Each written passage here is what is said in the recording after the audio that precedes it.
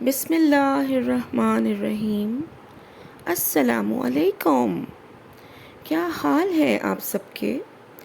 میری دعا ہے کہ اللہ آپ کو اپنے حفظ و امان میں رکھے اور آپ یوں ہی ہنستے مسکراتے رہیں۔ جی تو بچوں، آج کی کہانی ایک ایسی بگڑی ہوئی قوم کے بارے میں ہے جن کی ہدایت کے لیے اللہ تعالیٰ نے اپنے لاڈلے نبی کو بھیجا۔ پیارے بچوں، شیطان لوگوں کو مسلسل بہکا رہا تھا اور اللہ تعالیٰ اپنے بندوں کو شیطان سے بچانے اور سیدھے راستے پر چلانے کے لیے اور ہدایت پر رکھنے کے لیے نبی بھیج رہے تھے۔ مصر پر فرعون بادشاہ کی حکومت تھی۔ وہ بہت ہی ظالم، متکبر شخص تھا۔ اپنے آپ کو خدا سمجھتا تھا۔ زبردستی اپنی قوم سے اپنی عبادت کرواتا اور انکار کرنے والوں کو سخت سزائیں بھی دیتا تھا۔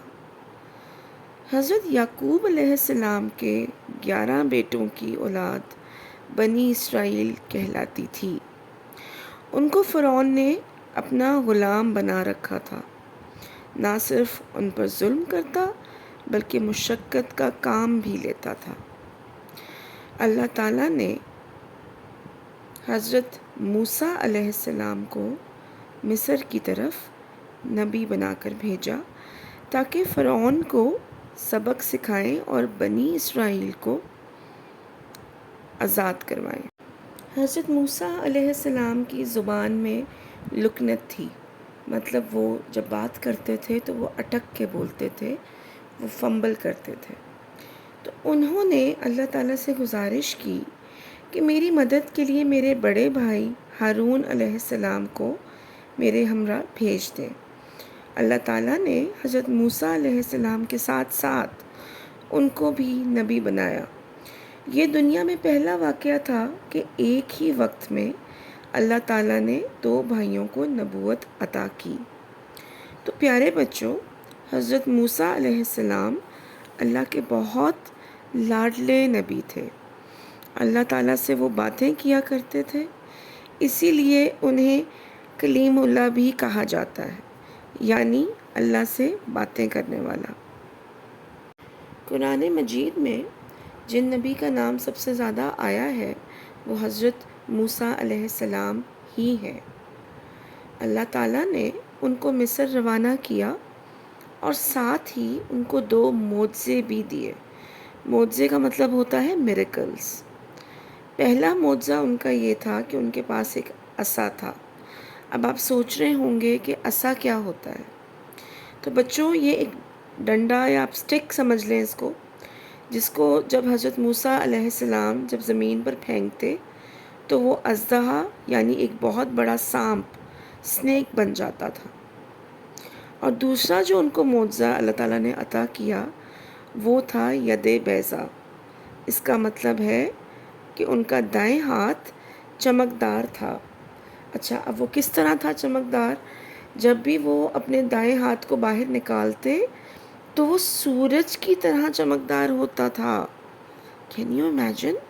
سورج دیکھا ہے نا آپ نے صبح میں کتنا شائن کر رہا ہوتا ہے، تو ان کا دایاں ہاتھ اسی طرح سے چمکتا ہوتا تھا۔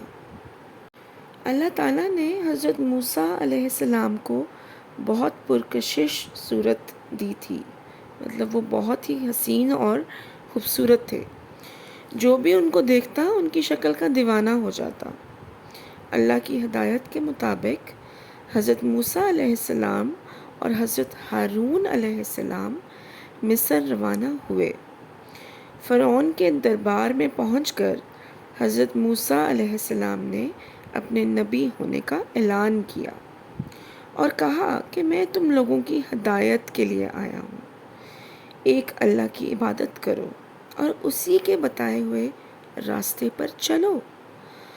فرعون نے حضرت موسیٰ علیہ السلام کے نبی ہونے سے انکار کیا اور کہا کہ اگر تم اپنے آپ کو نبی کہتے ہو تو ہمیں کوئی معجزہ دکھاؤ۔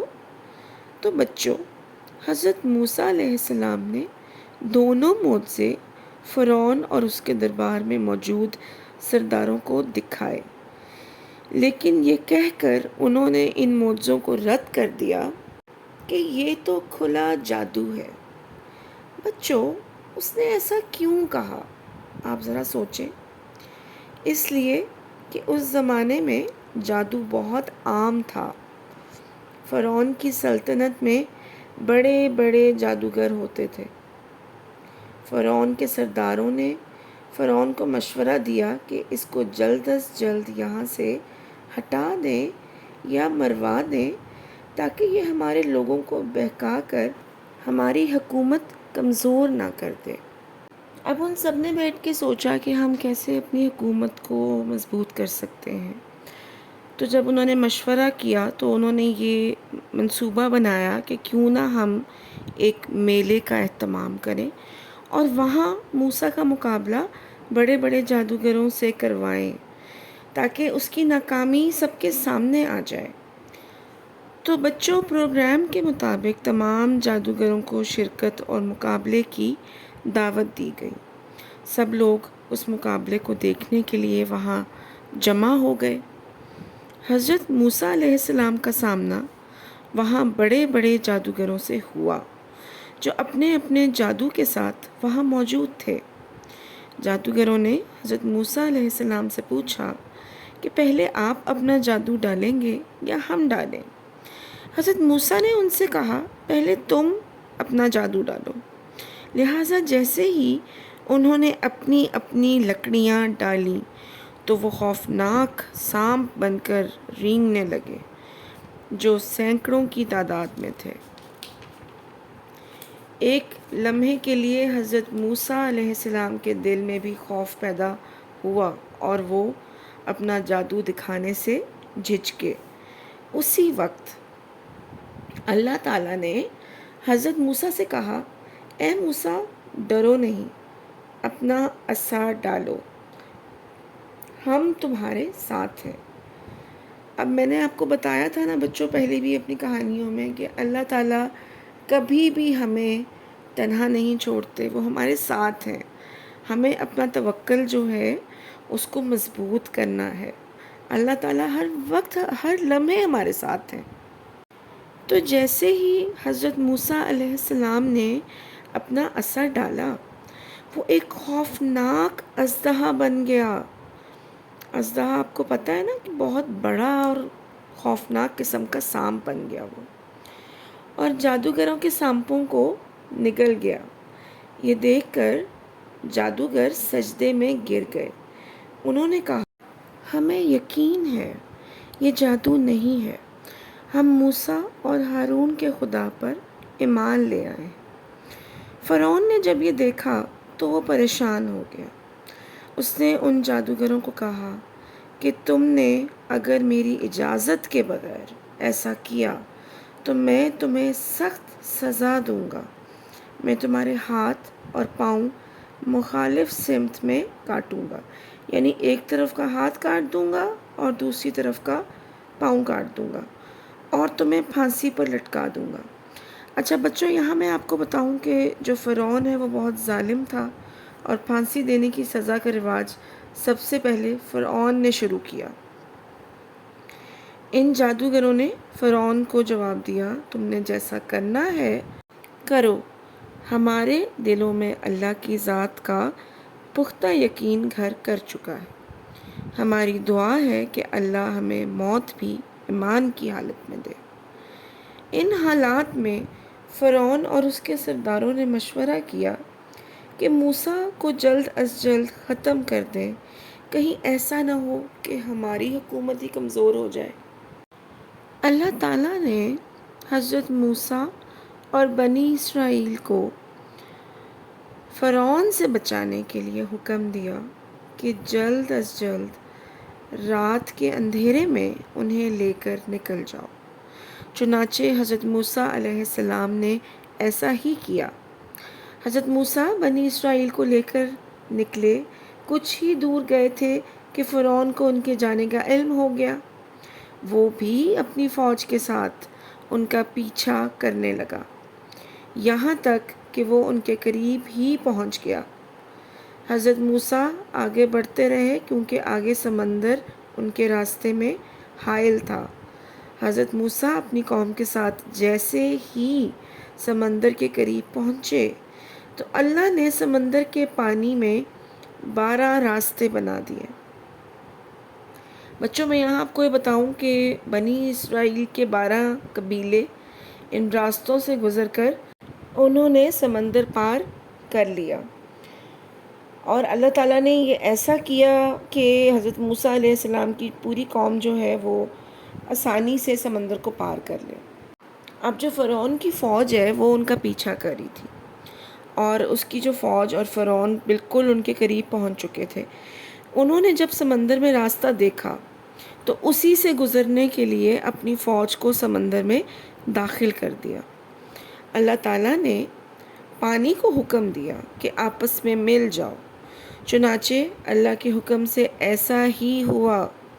فرعون اپنی تمام فوج سمیت سمندر میں غرق ہو گیا۔ تو دیکھا بچوں، اللہ تعالیٰ نے فرعون کا ظلم، اس کا تکبر اور خدائی کا دعویٰ سب کا سب پانی میں غرق کر دیا۔ تو میں نے آپ کو یہ بات پہلے بھی بتائی تھی نا کہ ہمیں تکبر سے بہت دور رکھنا ہے اپنے آپ کو۔ کبھی بھی اپنے دماغ میں اپنے اندر پرائڈ کو نہیں آنے دینا۔ تو بچوں، آج کی جو کہانی ہے وہ کیونکہ تھوڑی سی لمبی ہے، اور ہم نے اس کہانی کو 2 پارٹس میں ڈیوائڈ کیا ہے، تو یہ کہانی کا باقی حصہ میں آپ کو اگلے ہفتے سناؤں گی انشاءاللہ۔ اب ہم آتے ہیں آج کی اچھی بات کی طرف۔ تو بچوں، ہمارے پیارے نبی حضرت محمد صلی اللہ علیہ وآلہ وسلم کا فرمان ہے کہ مسلمان کبھی جھوٹ نہیں بولتا، اور یہ کہ وہ کبھی وعدہ خلافی نہیں کرتا۔ تو بچوں، الحمدللہ ہم سب مسلمان ہیں، ہمیں کبھی بھی جھوٹ نہیں بولنا چاہیے، چاہے ہمیں اس سے کوئی نقصان ہی کیوں نہ اٹھانا پڑے، اور کبھی بھی جھوٹا وعدہ نہ کریں۔ وعدہ خوب سوچ سمجھ کر کریں، اور انشاءاللہ کہہ کر اسے پورا بھی کریں، بلا سوچے سمجھے انشاءاللہ مت کہیں۔ تو آپ نے کہانی سنی، امید ہے آپ کو پسند آئی ہوگی، مجھے ضرور بتائیے گا، اور میری طرف سے اللہ حافظ۔